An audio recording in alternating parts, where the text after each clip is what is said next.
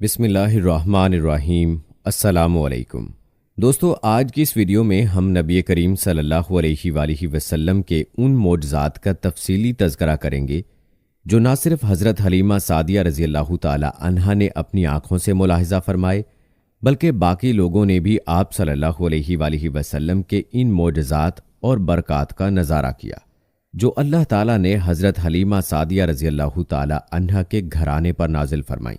پیارے دوستو، یاد رہے کہ اس زمانے میں عرب کا دستور یہ تھا کہ جب ان کے ہاں کوئی بچہ پیدا ہوتا تو وہ دیہات سے آنے والی دائیوں کے حوالے کر دیتے تھے تاکہ دیہات میں بچے کی نشو و نما بہتر ہو اور وہ خالص عربی زبان سیکھ سکے۔ دائیوں کا قافلہ مکہ میں داخل ہوا۔ انہوں نے ان گھروں کی تلاش شروع کی جن میں بچے پیدا ہوئے تھے۔ اس طرح بہت سی دائیاں جناب حضرت عبد المطلب کے گھر بھی آئیں۔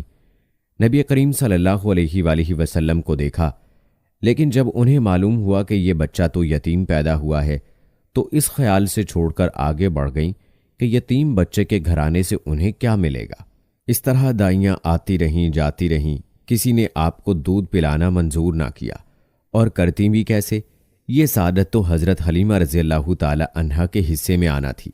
جب حلیمہ رضی اللہ تعالی عنہا مکہ پہنچی تو انہیں معلوم ہوا سب عورتوں کو کوئی نہ کوئی بچہ مل گیا ہے اور اب صرف وہ بغیر بچے کے رہ گئی ہیں، اور اب کوئی بچہ باقی نہیں بچا۔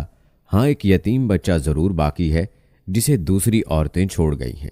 حلیمہ سعدیہ رضی اللہ تعالی عنہا نے اپنے شوہر عبداللہ ابن حارث سے کہا، خدا کی قسم مجھے یہ بات بہت ناگوار گزری ہے کہ میں بچے کے بغیر جاؤں، دوسری سب عورتیں بچے لے کر جائیں، یہ مجھے تانے دیں گی، اس لیے کیوں نہ ہم اسی یتیم بچے کو لے لیں۔ حضرت عبداللہ بن حارث بولے، کوئی حرج نہیں، ہو سکتا ہے اللہ اسی بچے کے ذریعے ہمیں خیر و برکت عطا فرما دیں۔ چنانچہ حضرت حلیمہ سعدیہ رضی اللہ تعالی عنہا حضرت عبد المطلب کے گھر گئیں۔ جناب عبد المطلب اور حضرت آمنہ رضی اللہ تعالی عنہا نے انہیں خوش آمدید کہا۔ پھر حضرت آمنہ رضی اللہ تعالی عنہا انہیں بچے کے پاس لے آئیں۔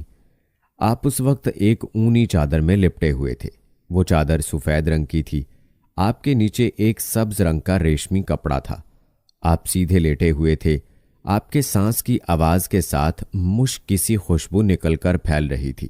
حضرت حلیمہ سعدیہ رضی اللہ تعالی عنہا آپ کے حسن و جمال کو دیکھ کر حیرت زدہ رہ